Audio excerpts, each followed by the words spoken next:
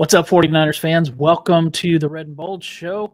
We're excited to talk some 49ers football with you today. I'm your host, Marc Adams. You can find me at 49ers Camelot on X or on YouTube or wherever. You can find me wherever you're looking. I'm joined by my co-host, Anthony Robertson. You can find him at 49ers Cutback wherever you watch or listen. How's it going, Ant?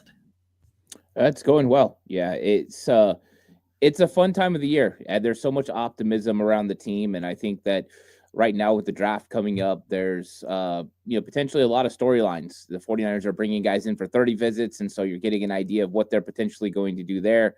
And it's just a fun time of year. Everyone's looking forward to the draft and what could happen. And I'm kind of sitting in that boat as well as the draft's coming up, and I'm just so curious where the 49ers are going to do and what their plan is, because I think they believe they have a really good plan in place, and I want to see what that plan ends up being.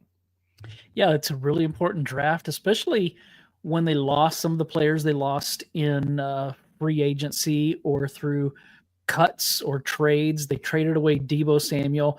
We're going to do something a little different today. We're actually not going to talk about the draft. If we do, maybe we'll hit on it a little bit, but there's so much draft talk going on. I thought it might be kind of fun to talk about something a little different. But before we get in, I want to name a few players that they moved on from and see if you approve or if you disapprove of that move.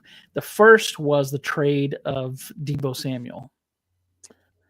It was tough because I think that Deebo was ready to move on, and I think the 49ers wanted another year with Deebo Samuel. I don't think they're ready, quite ready to pull that cord. I think that the offense is going to be a little bit different now. Christian McCaffrey is probably going to assume anything that looks very Deebo-esque. So I think I've wrapped my head around it now, but at the time, it definitely was a little disheartening to see such a significant player for the 49ers move on.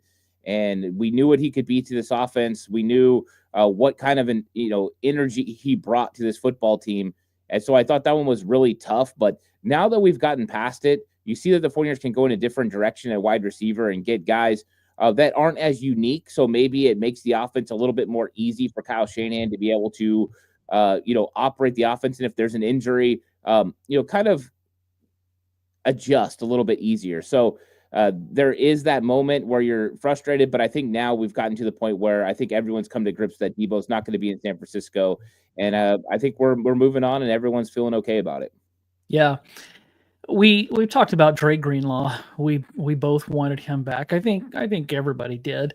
How about Talanoa Hufanga? Were you glad to see him move on, or I'm sure you weren't glad, but was he one that you were really hoping to see come back? I had come to grips with Hufanga probably wasn't going to be in San Francisco. I didn't think that they were going to pay a high price safety. We had seen them move on from guys like Jimmy Ward. They let Jaquiski Tartt go. It's just not a position that they value as far as more than, one contract unless it's going to be affordable. So I had definitely come to grips with Talanoa Hufanga moving on. I thought Drake Greenlaw was the priority of the two, and Hufanga did get paid. So it made a lot of sense for him. Losing the individual, that was the tough part because Talanoa Hufanga is one of the best 49ers individuals, people that they had on their football team. So going to miss that for sure. Really good football player.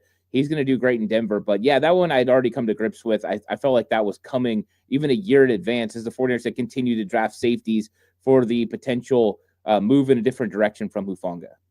Yeah, it's weird that they wanted to do this Seattle defense ever since Shanahan arrived, but yet they haven't put much into the safeties. And when Pete Carroll was in Seattle with the Legion of Boom, yeah, they had Richard Sherman, they had really solid corners, but those safeties, with Earl Thomas patrolling back there, they had great safeties. And so it is kind of surprising that the 49ers didn't and haven't really put a lot into their safeties for sure. How about Leonard Floyd? That was one of the surprising moves that they made. Is that somebody you really wanted to see return? Well, I didn't understand it at the time. Like it didn't present itself that this made a lot of sense for the 49ers because Leonard Floyd had, been productive last year. And he wasn't great against the run, but he had produced 8 sacks or pretty close to 8 sacks. And I think when you get that, you feel like, hey, we got somebody we could build on. And they had built that defensive edge rush department around him and Yetur Gross-Matos. And I thought, hey, with them and Bosa, if they could stay healthy, they could be consistent. Then they didn't get Joey Bosa, which I think was the shocker, right? Leonard Floyd goes, and you're expecting, okay, that means that Joey Bosa deal is imminent. That didn't happen, and it doesn't appear the 49ers were really willing to pay anything more than pennies on the dollar for Joey Bosa. So I don't think that was the reason. In fact, now I believe the reason is Leonard Floyd doesn't fit the parameters of what Robert Saleh wants for a certain edge rusher. I think Yetur Gross-Matos, they decided to go him over Floyd because he presents more of a Eric Armstead-based defensive end who moves inside on obvious pass downs to pass rush, and they need to get a more speed element. Floyd don't bend the corner. That's not what he does. They want to get an elite pass rusher opposite of Bosa. You're sitting there at 11. There's going to be some guys there that you could potentially get. Edge rush probably is the target. I think defensive tackle potentially, but now it's starting to make sense when you see what they're looking for and how Saleh is going to try to build this defense. I do believe it's going to be a speed element off the edge, whether that's in round 1 or round 2, that can come in and make an impact early. Another surprise, especially considering that they need help at defensive line, it was Malik Collins. Is that another move that Saleh is making, or was that more of it? Because it didn't really seem like it was that big of an expense. Yeah, I don't think the money really was playing into it. I think it was what they determined they were going to do in this draft, where they're making a wholesale look at getting a lot younger. And they need to get better against the run. And Malik Collins wasn't terrible against the run last year, not by any stretch of the imagination. But they definitely need to improve the position. And if ever you were going to invest in one position in the draft, defensive tackle is the number 1 position in this draft. And interestingly enough, everyone's wanting the 49ers to go offensive line, and I get it. When you look at the offensive tackles that are potentially coming out next year is the offensive line draft. So you hit defensive tackle, you hit defensive line this year, you restock that shelf for Robert Saleh with guys who they can develop and grow with who are going to be cheaper. And then next year you address offensive line with potentially the replacement for Trent Williams. I think that could kind of be the way they go. So Malik Collins moving on is just opening the door for them to be able to bring in a couple of young guys that can play well. But this is no slight on Malik Collins. He was a good player last year, and I think he was our best defensive lineman last year. But they're ready to move in a different direction, and I think that's what they have to do with the defensive line looking the way it is. And I think Philadelphia had a big impact on the way teams are looking at building through the draft on the defensive side of the ball, paying your offensive stars, and then building on defense through the draft. And I think that's what the 49ers are going to try to do as well. We expected Charvarius Ward to move on, mainly because he was going to get paid, but also because of what he went through and his family went through last season in losing his little girl. When a player says that he gets some, like post-traumatic stress disorder just from going to the state of California, that's not a good sign.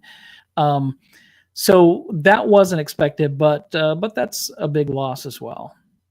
Yeah, it is. I mean, anytime you lose your number 1 cornerback or number 1 player at any position, it's going to stress you to be able to replace him. I thought that during the season, Charvarius Ward and the 49ers had come to grips with this is what was going to happen. And Deommodore Lenoir kind of asserted himself as the number 1 cornerback.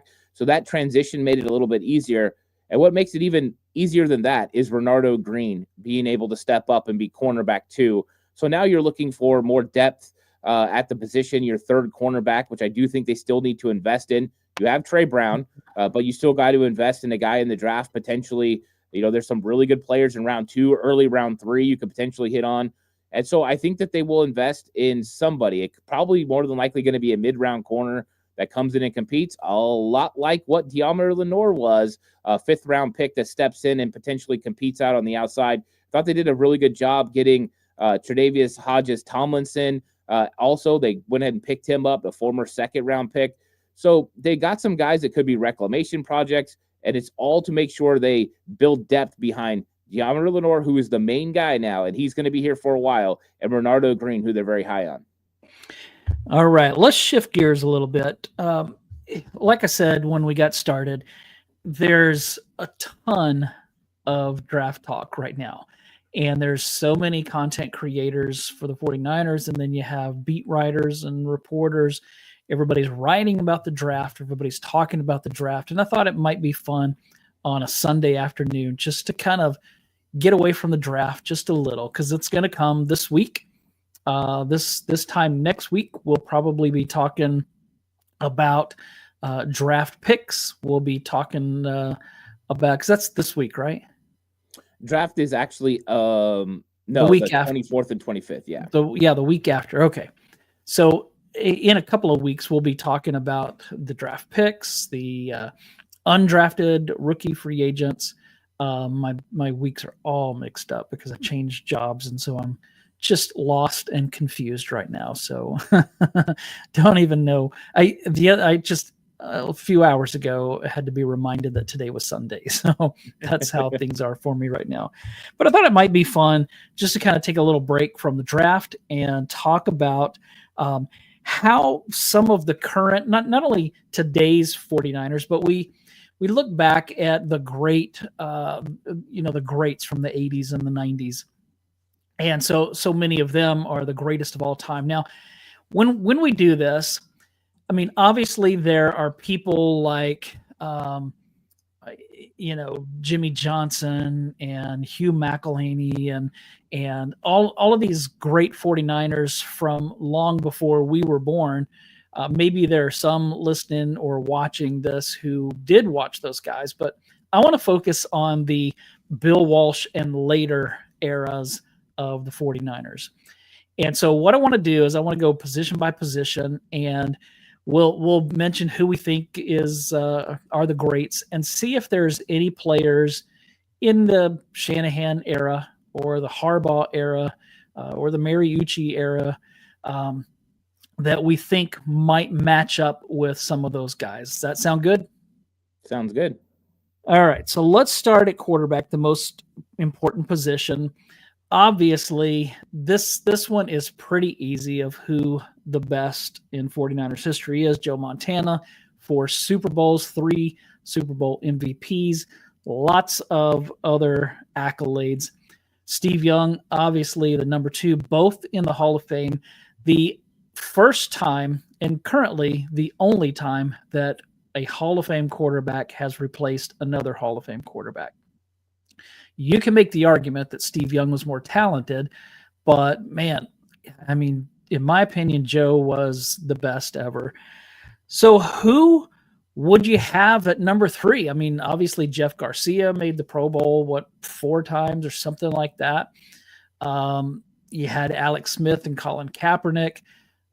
They had their ups and downs.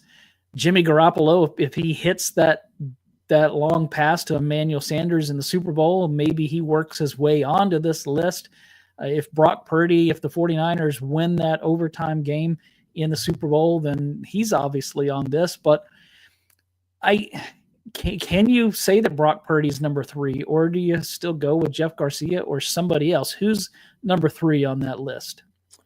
I think it's a little early for Brock Purdy to be considered number 3. I think that if he is able to help get this football team to another Super Bowl, and if they win that Super Bowl, he'll for sure be number 3, because in San Francisco, we correlate good quarterback play with winning a Super Bowl, right? Steve Young is famous for saying they didn't really accept him in San Francisco until he won a Super Bowl. And I think that's entirely true. There was a lot of people that disliked Steve Young, even though he was a phenomenal football player, because he couldn't get the big win. And Joe Montana set a tone for what a quarterback in San Francisco was supposed to be. And I know there was great ones before that, but no one was as great as Joe Montana. Steve Young had to live in that shadow. I think that that's another reason why I kind of tip my cap to Jeff Garcia, because he was in the shadow of Steve Young as far as that's what he was coming out of and what he had to live up to. And he dealt with some really tough things, but played really well. He never got the team to a Super Bowl, so that's definitely something that you have to remember. Jimmy Garoppolo, Colin Kaepernick, and Brock Purdy have all got the football team to a Super Bowl. None of them won. I would say right now, though, it's Jeff Garcia. And then I think after that, it's a conversation between the other 3. I think if Brock Purdy at some point gets to that Super Bowl and wins, he will for sure jump over Jeff Garcia. I even think if he gets to another Super Bowl and he plays consistent, he will take over Jeff Garcia's spot as number 3. I don't think it's like rock solid Jeff Garcia. We have 2 really great ones during this time period between the 80s and now. And then now it's just trying to figure out who it's going to be. I think the 49ers believe that Brock Purdy is going to be that guy. That's what they're betting on. And I'm kind of leaning towards that direction. But right now I tip the cap to Garcia. So no Cody Pickett in there. No Cody Pickett. So yeah, there were some interesting quarterbacks along the way. You know what I mean? And then I feel for Alex Smith. If 9 coordinators in like 8 years, it was not good for him. And I was glad that he finished on a strong note in San Francisco. But unfortunately, he'll never be considered as one of the top quarterbacks in San Francisco. But yeah, there was some real interesting quarterbacks as well. We all love our Tim Rattay, who I think still holds the record for most yards in a game by a 49ers quarterback. How about that? Tim Rattay just letting it loose. From Louisiana Tech, wasn't it? Yeah. Yeah, something like that. So let's see. Edwards says number 3, Garcia. Number 4, Alex Smith. 5, Jimmy Garoppolo. 6, Brock Purdy. So there you go. Let's see. Rusty says Alex could have been great, but the coaches he had were awful until Harbaugh. Yeah, he did not have much help there. So, that's interesting. Yeah, I don't disagree with you. I almost put Purdy ahead of Garcia because he did get to the Super Bowl and because he did get to overtime, and they didn't lose that game because of him. So, but yeah, you're right. It probably is too early to say that. Now, let me ask you this question. I've never asked you this, so I'm real curious what you think. I'm going to take you back to January of 1993. The 49ers are hosting the NFC Championship game against the upstart and soon-to-be hated Dallas Cowboys, a young Cowboys team that came into Candlestick and upset the 49ers. Joe Montana was on the sideline while Steve Young was wallowing around in the mud, running for his life. Many 49ers fans say the 49ers would have won that game if they would have put Joe in. I believed in the moment after that game, I believed the opposite. I thought that Steve Young was running for his life and that Montana wouldn't have made a difference. Now, he was Joe Montana, so maybe he would have made a difference. The Cowboys players were saying that they were watching closely and that they were relieved that George Seifert didn't put Joe Montana in.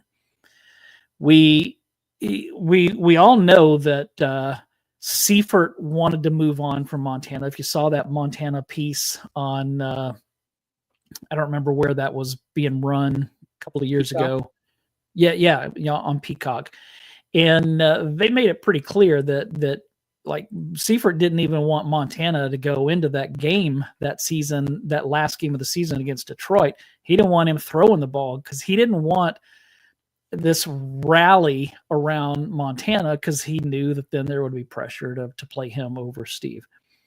So where were you at on that? Did you say, get Joe in there and they'll win this thing? Or were you like, nah, just Steve was running for his life. There's no way that Montana would have made much of a difference? I was a firm Montana believer. So I would have wanted to go with Joe. And the reason being is Joe had proven that in those situations, for whatever reason, it didn't matter how much they're getting beat up. We've seen him get beat up by the New York Giants, by the Philadelphia Eagles, and still find ways to win football games. And that's why the Dallas Cowboys feared Joe Montana. Montana brought a certain aura to a football game. Everybody just thought if Joe gets there and gets rolling, he's going to win this game. So I think there was a certain type of confidence that came from Joe Montana, and Steve Young hadn't done it yet, right? Steve was a great quarterback.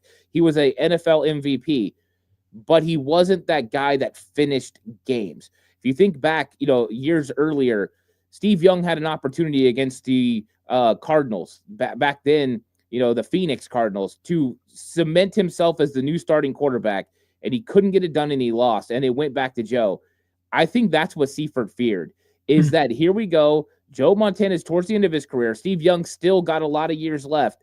If Joe comes in and wins this, we're going to have to go with Joe, and then that's going to make it more difficult when it comes to Steve Young's future, because it probably would have hurt Steve Young's future in San Francisco. We probably would have never got the 94 season with him winning a Super Bowl. So I think Seifert was thinking long-term, but I think in the short term, it probably could have made a difference in that game. We don't know for sure.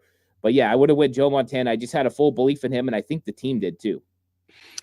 All right, so who was better, 1989 Joe or 1994 Steve? 1989 Joe. He was phenomenal. And the truth is, they could have scored way more points against Denver Broncos too. Like, both of those offense could have absolutely rolled against the Broncos and Chargers. Like, it wasn't close.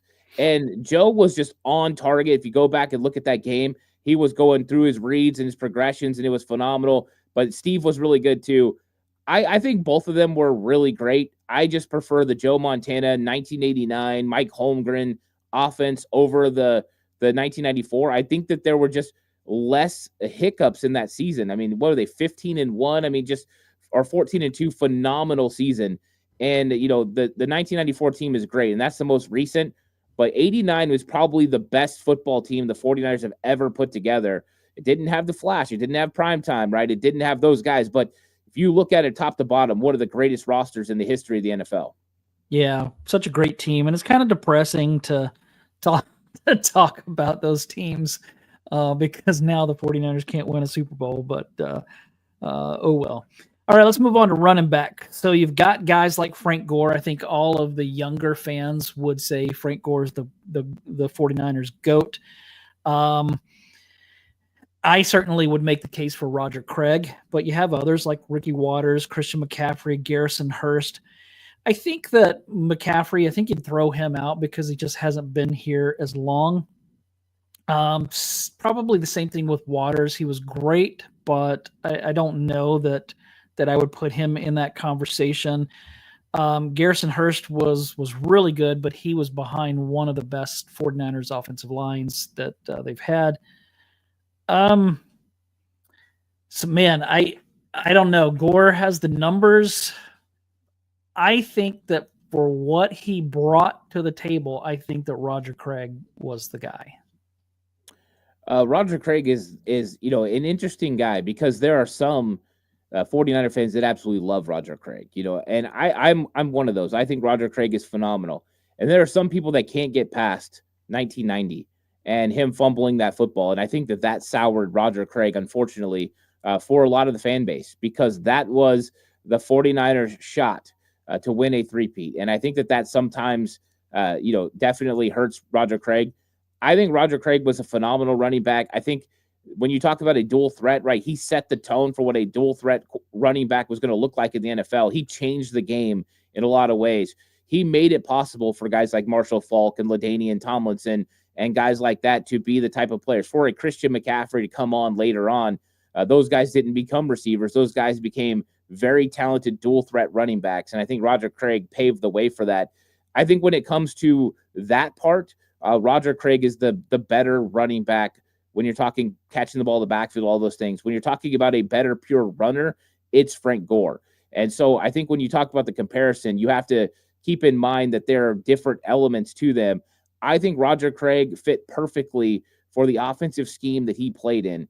And I think his performances in the Super Bowl are going to set him apart from Frank Gore in that regard. Because if Frank Gore would have got the football down the stretch in his Super Bowl, we probably would be talking about that team winning a Super Bowl. So I think it's interesting, but Roger Craig came up biggest in the biggest moments. And so I'd probably tip my cap overall at running back wise to him. But they're definitely two different players in how they impacted a game. Frank more so just tough yards, running with a authority to him. And I think that he set a tone for physicality. And for Roger Craig, he did that, but he could also catch the ball in the backfield, which I think was nice. Yeah, great arguments. Rusty says CMC will probably obsess over his Super Bowl fumble too. I was thinking the same thing that everybody talks about Roger Craig's fumble, because it was at the end of the game where they were trying to ice it, but McCaffrey did fumble at the beginning of the Super Bowl. Peanut Jeff said, are we talking best overall season or career? We're talking about the best players at each position while they're with the 49ers. So that could be, a shorter period of time. It could be a longer period of time. And then we're kind of taking a look at where the current 49ers stand with those guys. So I would say if we say it's Gore, Craig, who do you put in third? Garrison Hurst, or are you putting Ricky Waters there, or McCaffrey? I think that Ricky Waters, as far as talent-wise, was phenomenal. But his impact on the 49ers was so short. I know he was phenomenal in that 94 season, and really, I mean, letting him go to the Eagles, Steve Young said, was one of the biggest blunders in the history of the 49ers organization. They feel like if they could have kept him, they probably would have had more Super Bowls. So I think the impact of that and that thought process with Steve Young probably would make him that guy, but it was so short. How do we weigh how long a player's with the 49ers and the impact that they make? Hurst wasn't with the team either, and I think his impact was felt when he got injured. 49ers could not beat Atlanta without Garrison Hurst. So you kind of got two guys in the same regard. I'd probably tip the cap to Ricky, because I think Ricky was another one of those guys built in the image of the modern day running back, and he was phenomenal. And I think Steve Young's statement makes me believe that he probably should have been next. But it's pretty close between those two guys. Both those guys were phenomenal. And, it was one thing or the other that led to them not being able to, kind of help the 49ers get over the top again. With Ricky, it was leaving in free agency. And then for Garrison Hurst, it was the injury. Yeah, I would agree with that. But yeah, Ricky was he was only really impactful for 2, maybe 3 seasons for the 49ers. At fullback, it's, some people are going to say bar none, William Floyd. Some might even say Fred Beasley. To me, a lot are probably going to say Kyle Juszczyk, but for me, there's only one name, and that's Tom Rathman. Yeah, I'm going with Tom Rathman as well, and Florida State's my team, and William Floyd was my guy. But Tom Rathman was one of the most unique fullbacks at the time. When you had a league that was based on ISO blocking and taking on a linebacker full speed and being able to light them up for your running back, Tom Rathman was that plus more. There was no fullback in the NFL that was able to do the things Tom Rathman did catching the football. And I would argue it's still tough to this day. Even though Kyle Juszczyk is extremely talented, he doesn't have seasons that match what Tom Rathman did. Tom Rathman could block, he rarely fumbled, and he made clutch catches for this football team. He was a phenomenal talent. And that group together, him and Roger Craig, were so impactful on the West Coast offense. And the extension of the run game with the way that they caught the ball was phenomenal. And they could turn around and give it to Tom Rathman and know he was going to get 3 to 5 yards. It was a very significant player at the time. I thought he also was another one that changed the way that fullbacks were going to be used in the future. And now we're getting away from fullbacks for the most part, but Tom Rathman set the stage for what the West Coast offense was going to do with the dual back set. And I thought he was phenomenal. By far, Tom Rathman is my guy. I love William Floyd. I love Kyle Juszczyk. I like Fred Beasley. I think those guys are all fun. Tom Rathman's the guy for me. Yeah, if William Floyd doesn't blow out his knee in 95, first off, the 49ers probably don't get beat by the Packers, because that Adam Walker fumble, the guy with the cast, why you're giving him the ball, I don't know. But if William Floyd doesn't blow out his knee, maybe he becomes to the level that Rathman was, but he just never was the same. That was a bad knee injury. Let's go on to wide receiver. Trying to think of who might be number one on that list. Oh, there is that guy from Mississippi Valley State, Jerry Rice, obviously number one. Terrell Owens, John Taylor, the guy back behind me, Dwight Clark. I mean, they've had some great ones, Freddie Solomon. But I wonder where you'd put the modern day 49ers. And I say modern, not like the 80s and 90s aren't modern, but I'm not a Michael Crabtree guy. When I'm an Oklahoma guy, and they played Texas Tech, I think Crabtree's sophomore year, and he obliterated them. And I immediately was like, this is the best college wide receiver I've ever seen. I want the 49ers to draft him. And a year or two later, they did. And I was so happy. And he never became what I thought he was going to be. And I didn't like that he held out as a rookie. And I kind of, as time went on, started to agree with Richard Sherman that Michael Crabtree was just a sorry receiver. So I'm not going to say Crabtree. I don't know who else would be. I mean, Brandon Ayuk in 2023 was that guy, but I don't know, like, who else outside of Rice, Taylor, Owens, Clark, Solomon. Who else would you put in there? I don't think they've really had that guy. I think if you're looking for a player that made the biggest impact on a team, that would probably put him in that category would have to be Deebo Samuel's 2021 season. The way that he played so much in that season and the way that he took over games, whether that was being a receiver or being a running back, the impact he made, that probably put him up in that conversation. But I think besides that, it's been small little moments, right? The one season from Brandon Ayuk in 2023, the Deebo Samuel, 2021, a little bit here and there. You look at Anquan Bolden, he made an impact in his short stint with the 49ers. But I think that when you're looking at the other guys, I don't know how you touch Rice, Owens, and John Taylor. And Dwight Clark made the biggest catch in the history of the NFL. It's like the number one moment, no matter what, because it was the end of a dynasty and the beginning of another. Mm-hmm. I don't know how you overcome that. So right now, modernly, I don't think there's a guy. And I think the 49ers have been looking for that guy for a long time, and they've not been able to find that guy that was going to take that next step. And so right now, I don't think anyone touches those guys. Those are my guys. I think I'll think fondly of, some of the others. I thought Crabtree had a couple of good seasons, but he was never the elite separator, the guy that could produce at a high level. So I wouldn't go there. So right now, I don't think anyone over the last, 15 years has been able to reach the levels that you got from some of the guys in the past. A lot of that probably is because, Jerry Rice and Terrell Owens are two of the top receivers in the history of the NFL. And John Taylor was my favorite wide receiver.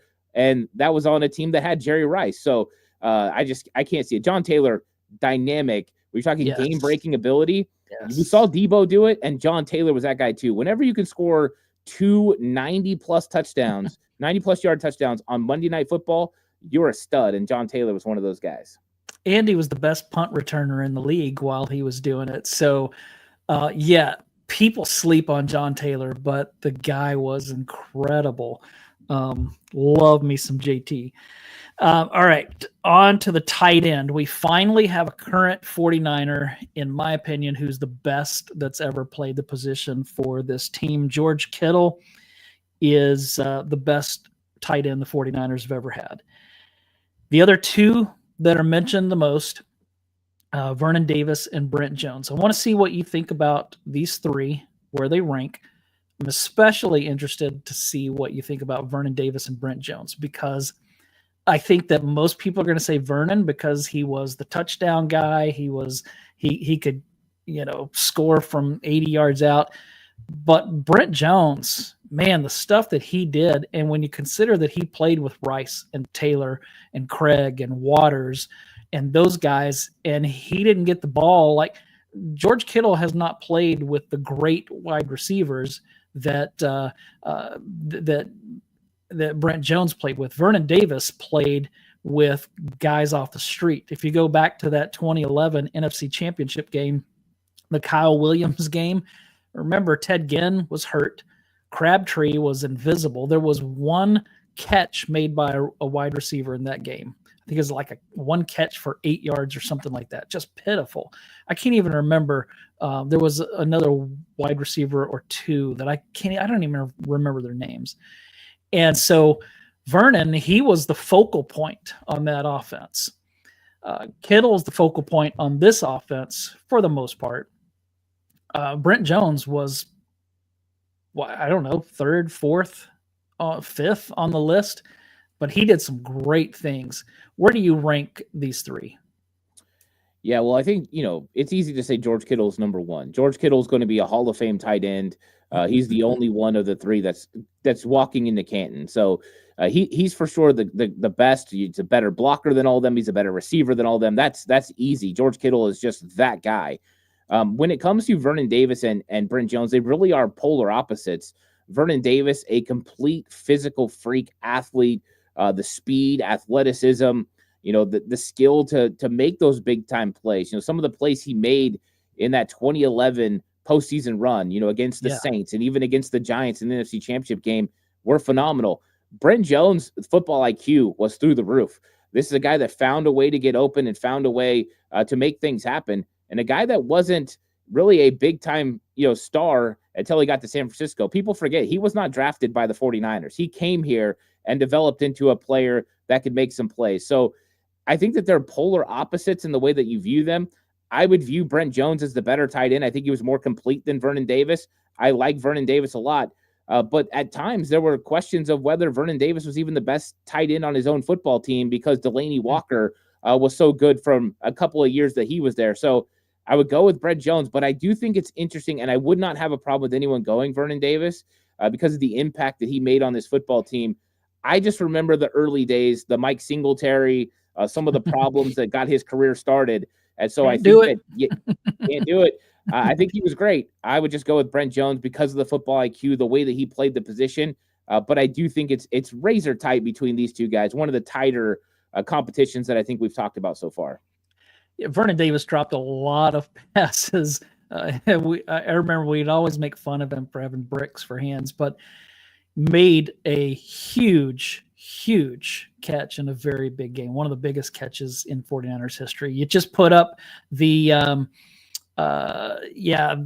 Rusty's comment that John Frank might have been up there. He became a surgeon. Brent Jones was actually his backup in the 1988 season. John Frank was a really good tight end.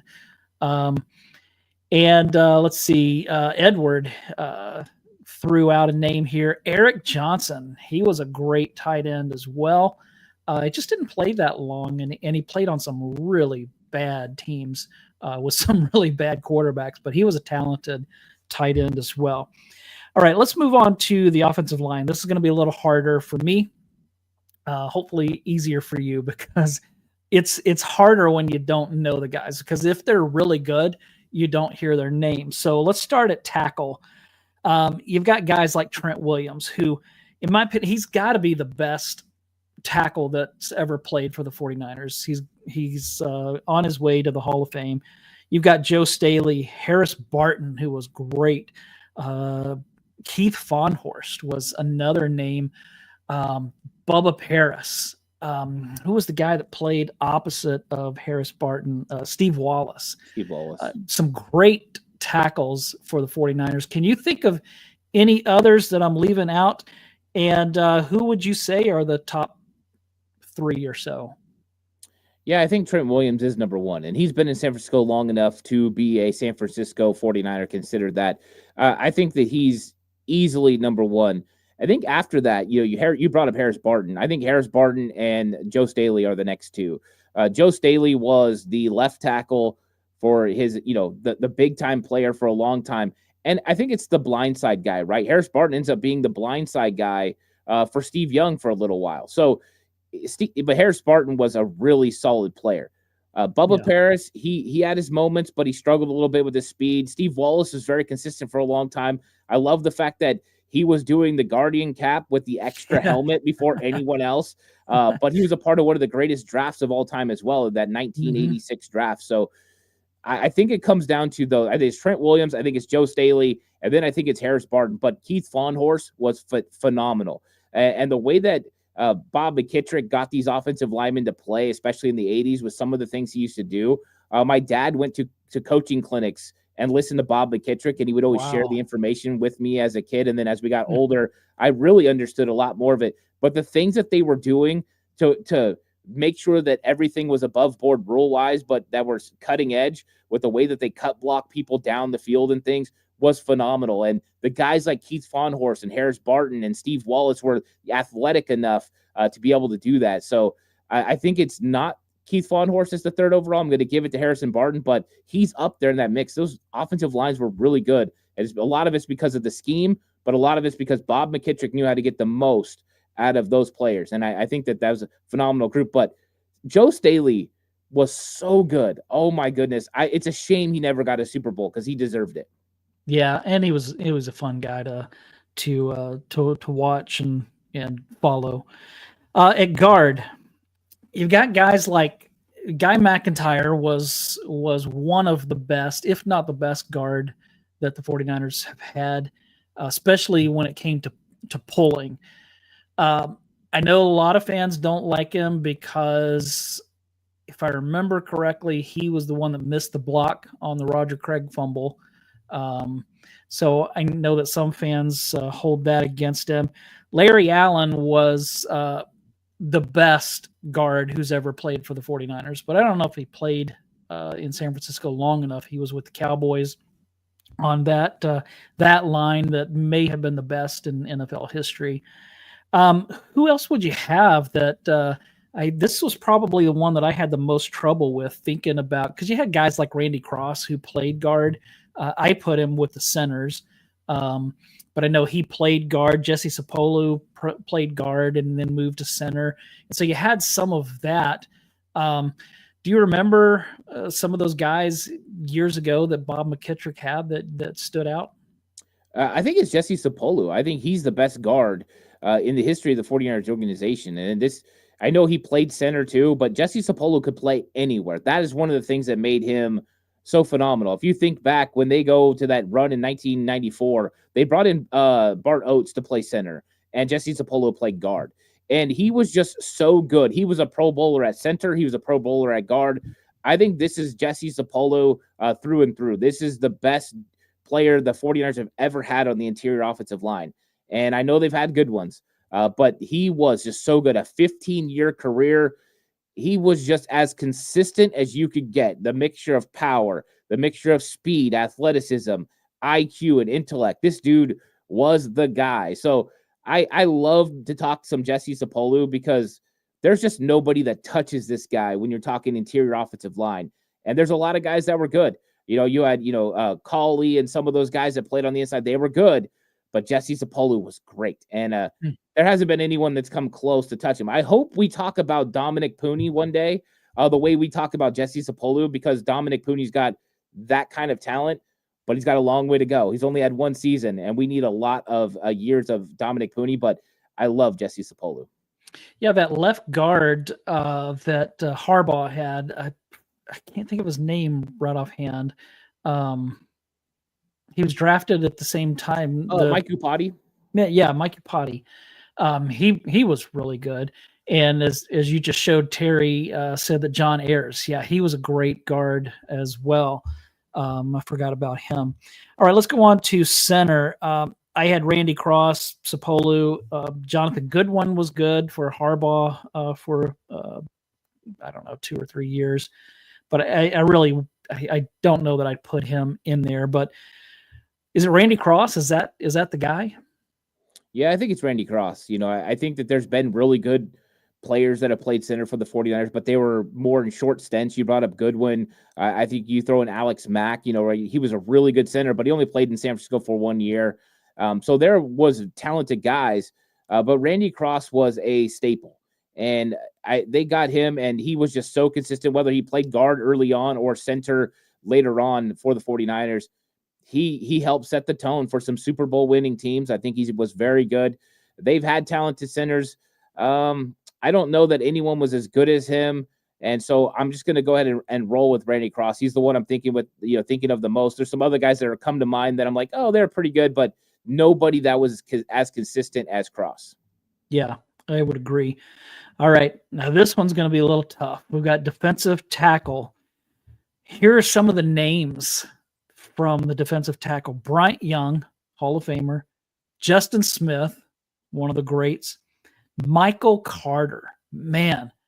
If you're talking John Taylor was overlooked on offense, Michael Carter maybe was the best defensive tackle. He played nose tackle in the late 80s for the 49ers. Maybe the best of those in that time. Pierce Holt was a great defensive tackle. Dana Stubblefield, even though we don't like him anymore, because of his off the field stuff. He was great for the 49ers. Jeremy Newberry was one of the ones that I was thinking about for center, but just saw that pop up. What about it? Defensive tackle? Am I leaving somebody out? I don't think you're leaving anyone out. Maybe Kevin Fagan. I think Kevin Fagan was really good. The question marks are, like Pockets was saying, were those guys considered defensive ends because they played in a 3-4 defense, right? I think you're talking interior defensive lineman. We'll just throw them in there. Yeah. I think that Bryant Young is probably the number one guy when you're talking about, what he did in the 49ers organization, the fact he's a Hall of Famer. I think that he's the number one guy. I think Justin Smith, we'll put it as interior defensive line, then we'll put it as edge rush. That'll make it a little bit easier. I think Justin Smith was phenomenal the time that he was there. He was by far, out of these guys, my favorite player, even though I do have posters of Pierce Holt. I was a fan of Pierce Holt growing up. But interior defensive line, I think they've had a lot of good ones. Michael Carter, the fact that he was a silver medalist in the shot put and then he comes in and plays nose tackle, he was a very fun player as well. But I think BY is the elite talent of the ones. Like you said, Dana Stubblefield, because of the off-the-field issues, we don't talk about him as much. But that tandem of Dana Stubblefield and Bryant Young was one of the best tandems in the history of the NFL. They were phenomenal together. And Bryant Young, as soon as he showed up, he made an impact on Dana Stubblefield. Stubblefield became the defensive player of the year. That's how good he was. So I think that Bryant Young is the guy. But Justin Smith, the Cowboy, is my favorite guy of these guys. The strength, the attitude, the way that he impacted Aldon Smith, he was phenomenal. One of my favorites. But there's a lot of really fun defensive tackles. And I know we're probably going to talk about it with defensive end. I can't wait. Fred Dean. I can't wait to talk about Fred Dean. I love Fred Dean. Well, that's a great segue because, and I do realize that you have the 3-4, and so in the late '80s they had Michael Carter at the nose, and they had Pierce Holt at I guess effectively kind of on an edge, but the way they played, outside of Pierce Holt, you had Charles Haley, and so I just am counting those as interior, players. So to the edge players, you've got Nick Bosa. He's okay. You've got Aldon Smith, who, if he didn't have, in my opinion, you take away the off the field stuff. If that didn't exist, Aldon Smith is better than Nick Bosa. And I'll let you respond to that here in a second. Charles Haley, dang, man. Another Hall of Famer. You mentioned him, Fred Dean. Good grief, he was so good. Chris Dolman played for the 49ers for a while. I think that Ricky Jackson was really good, but I'm not going to put him on this list. He really was a linebacker, but he played that edge. So who you take? You taking Bosa or Aldon? Just between those two. I would probably go Aldon. I think Aldon was making a bigger impact in his time in San Francisco early on. I think you're right. If you could ignore, and not know that he had any of those off the field issues and he would have played a consistent career, he would have been a Hall of Famer. This dude was breaking records in his short time. He's a better pure pass rusher than Bosa. Bosa's more technical. Bosa's more skilled than Aldon Smith, but Aldon Smith's long arms, his ability to change direction, make guys miss with some really good moves. I think that he was just a very impactful edge rusher and defender. I think if we went in totality, if you're talking about a guy that's good against the run and stuff too, then you start tipping your cap towards Bosa, who's more consistent. But no one put up numbers like Aldon Smith for the 49ers. Even though, we're talking these two guys, I will say this. I don't think either one is the best edge rusher in the history of the 49ers team. I do think it's Charles Haley. Charles Haley had more impact on the 49ers and the Cowboys runs to the Super Bowl. He was the difference between the 49ers winning and losing. And I think he was the better of the three, but all those guys are phenomenal. Aldon Smith should have been a Hall of Famer. Charles Haley is. And Nick Bosa, if he keeps on track and continues to go over, he will eventually be a Hall of Famer as well. How about that we're talking about these elite pass rushers, one position the 49ers are extremely strong. So would tip the cap to Aldon. But I think in the long run, Bosa's probably going to end up having a better career because of Aldon's off the field issues. And then you have Fred Dean. He was okay too. Yeah, yeah. Fred Dean was fun, right? I love the stories about Fred Dean coming in and smoking cigarettes, instead of benching. He's laying there, and Randy Cross tells the story really great in America's Game. And he said he came and asked him. He's like, "Yeah." He goes, "I thought about working out, and then I just changed my mind." And he just moves on. It's like Fred Dean was just that guy, and the impact that he made on the 49ers, he changed that football team a lot like Hacksaw Reynolds did when he came and changed the way that everyone viewed football, that the intelligence, the effect that he had on guys like Keena Turner, who were young players. I think that's something that we got to remember. Fred Dean was a phenomenal pass rusher, phenomenal. And a lot of people probably don't even know who he is. If you're, my age, you have to make sure you pay attention to what happened when you were a young kid, because Fred Dean was an absolute legit pass rusher and deserves to be in the conversation with these other players that we're talking about. One of the greats for sure. Yeah, definitely. And I saw somebody in the chat said that Aldon Smith was an outside linebacker. Yeah, but we're including him with these edge players because of the way he was used. Same with Charles Haley. They used him primarily along the line, stop the run, get after the quarterback. And so that's why they're included on the edge. A linebacker, the 49ers have some great ones. There's this Keena Turner, 4 Super Bowl wins. There's Patrick Willis, Hall of Famer. Fred Warner, one of the greats. Ken Norton Jr., Navarro Bowman. Obviously, Patrick Willis is the best linebacker the 49ers have ever had. Who do you have? Does Fred Warner slide into that number 2 spot, or does Keena Turner's pedigree with the Super Bowls, does he slide in there? Or Ken Norton changed that 49ers defense when he came in 94. And we know all about Navarro Bowman and what he did. Where do you rank those? Yeah, I think Patrick Willis is the number 1 guy. I think that when you look past that, that's where it gets interesting. You brought up Ken Norton, the impact that he made. Navarro Bowman, probably without the leg injury, ends up being, the next guy. But he was just never the same after that injury, even though he was productive. We've seen Kyle Shanahan and John Lynch kind of move on from him and allow him to go elsewhere. I think that Fred Warner's now surpassed, everybody but Patrick Willis. And I think that Fred is going to, when all said and done, who knows what happens. I think if Fred Warner helps this football team over the next several years get a Super Bowl victory, we might jump him over Patrick Willis. Longevity, the ability that he's going to have. I know it's going to be tough because everyone loves Patrick Willis, but Fred Warner covers better than Patrick Willis. I mean, he's already a better coverage linebacker, and Patrick Willis was great. Him and Navarro Bowman were phenomenal. I think Patrick Willis was a better run-stopping linebacker for sure, and the impact and the physicality he played with. But All-Pro Fred is All-Pro Fred for a reason. Like, this dude is legit. His football IQ is through the roof. He's always where he's supposed to be. He never misses games because of injury. He's just a phenomenal player. So I do think it's Patrick Willis, then Fred Warner, then probably Navarro Bowman, because I do think Navarro Bowman would have been one of the greats. Keena Turner was great, and I think he's a very solid player who made a lot of impact on team, on different guys. Some other guys that were impactful for the 49ers run throughout the years, a guy like Gary Plummer, who came in and was impactful with Ken Norton and with Lee Woodall. That was a really good linebacker core. Woodall was a rookie on that 94 team. You had linebacker like Bill Romanowski, who was very good for the 49ers for a long time. I know he went to Denver. Maybe not the best character overall, but, an interesting guy, but a good linebacker. So there was some names there, but 49ers have been spoiled richly with great linebacker play. It's interesting. You look at, different teams. Chicago Bears, they're known for their history with linebackers, and I think the 49ers are going that direction as well. Yeah, and I mean, even Matt Millen came to the 49ers in the late 80s. I didn't put him on this list because he wasn't there very long, but he really helped with that, especially that run defense. All right, let's go corner.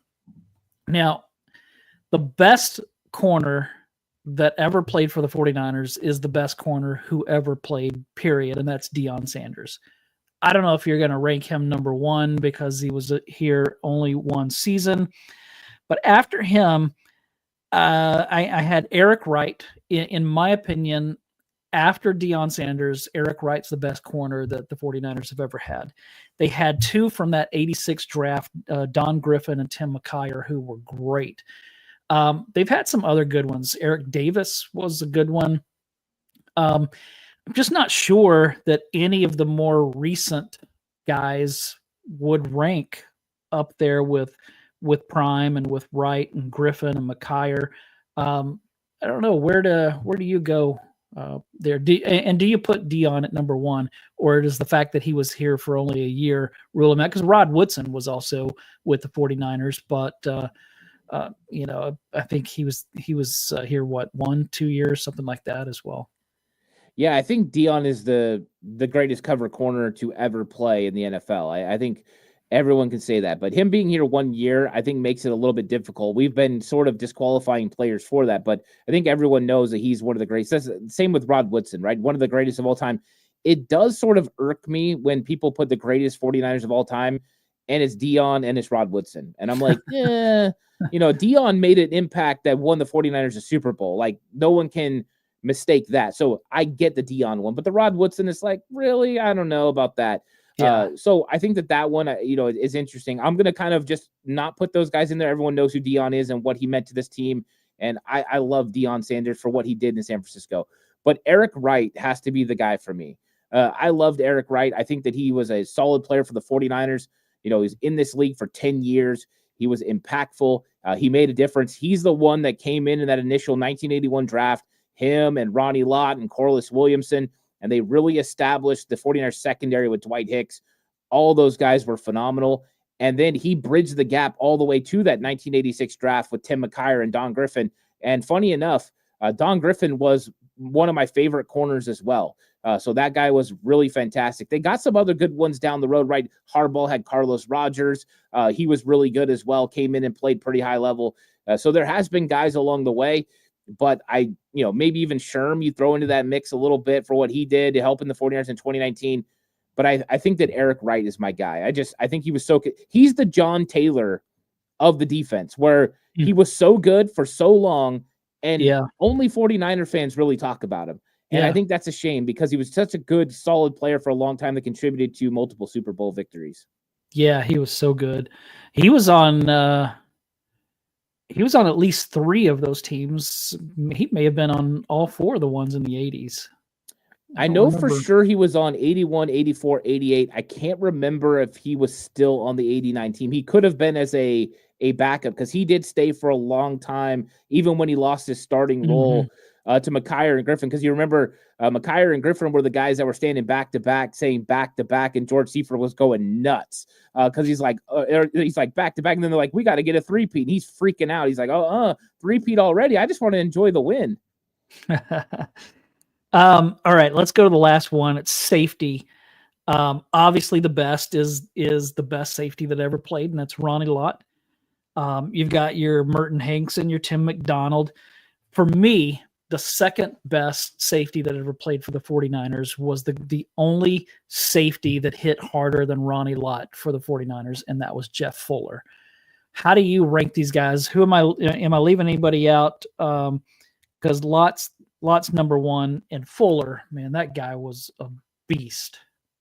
Yeah, he was. I mean, Jeff Fuller was a guy that just lit people up all the time. I think when you're looking at impact, Merton Hanks probably made the most impact with the way that he was able to cover from the free safety position, a guy that they put at cornerback when he first got drafted, and then he went to his natural position. He was phenomenal creating turnovers. Him and Tim McDonald, I think both of those guys got to be in the mix. Tim McDonald was a guy that could play in the box but could cover a little bit as well. Those two guys were phenomenal together. I think other good tandems, Deshaun Goldson, right, Dante Whitner, like that was a really good group together. Those guys were really great safeties. So I think when you're talking about another dude that can hit a ton, Deshaun Goldson, I know Hittner is probably the one that's looked at the most, but if you look at the Hawk and what he did to people that came over the middle, he would absolutely obliterate. I'm pretty sure he's the reason they started the defenseless receiver thing, because he was destroying people over the middle. Ronnie Lott for sure is the greatest of all time. He's phenomenal. But I think that, that Merton Hanks, Tim McDonald are a part of that conversation. I think they're a little bit different when you're talking free safety to strong safety. it was more defined roles for those two guys where a guy like Ronnie Lott could just do it all. But yeah, those guys are really good. Some of the names of some really good players, and there's a lot through the years. And Dwight Hicks, we got to make sure we remember that Dwight Hicks, he was a guy that was the one veteran that Bill Walsh trusted after the 1980 season to come in and man that secondary with all the young cats. And he was a very consistent player, was a vocal leader in the locker room, and, was a big impact on 81 and 84 as far as Super Bowls. And so I got to make sure I remember Dwight Hicks. Well, and Carlton Williamson, that entire from in 84, that entire secondary, Lott, Wright, Williamson, and Hicks, all four were Pro Bowlers. So to have all four of your starting defensive backs make the Pro Bowl is pretty impressive. So, yeah, they almost did that in 94, but Eric Davis got left out, which is crazy because he had a phenomenal year and he proved everyone wrong in that NFC Championship game, picking off Troy Aikman and taking it to the house and said, hey, I should have been one of those Pro Bowlers too. Yeah, lots of fun. We didn't bring up special teamers because nobody really cares. I'd put Ray Wersching number one, but there you go. Although, they've had some good ones like Joe Nedney and Robbie Gould. Yeah, Robbie Gould. So they have had some really good ones, but I don't think anybody cares about kickers. So, hey, this was a lot of fun. Next week we'll try to do since we took a little break from the draft, we'll try to do a Dexter Carter. The pocket said Dexter Carter. Yeah, he was a kick and punt returner for a long time. And Edward said Andy Lee. Andy Lee was a great punter. That is true. Mike Kofer was really good as a rookie, and then kind of same thing happened. I said I wasn't going to talk about kickers, and here I am. Mike Kofer was good as a rookie, won a Super Bowl, and then kind of went down. And then Doug Bryan was the same way. In 94, he's the 49ers kicker, had a really good year, won a Super Bowl, and then they released him the next season because he kept missing game winners. So fun stuff. Next week, we'll try and do a mock draft for those that are wanting to do that. But I just thought it'd be kind of fun to take a little break from the draft stuff today. But anything you have before we take off? No, that's it. I enjoyed the episode. It was fun. It's always nice to get into nostalgia, and it is nice to have a break sometimes from the draft and everything. And that's the thing. I'm going to be picking it up all week. More draft talk coming the whole week. So I don't mind kind of looking at it and thinking about what happened in the 80s. It's fun, and you talk about some of the great players in the history of the organization and where some of the guys, sit now currently. It's always fun, and why not? It's okay to do 7 episodes a week and to take an episode and kind of hang out and just say, this is some fun stuff. Yeah, and then you've got guys like Pockets here throwing out Jose Cortez. That's good knowledge. That's what makes this fun. But hey, thanks everybody for joining us. We appreciate it. It was a lot of fun. We'll see everybody back next Sunday at the same time. Until then, have a great week.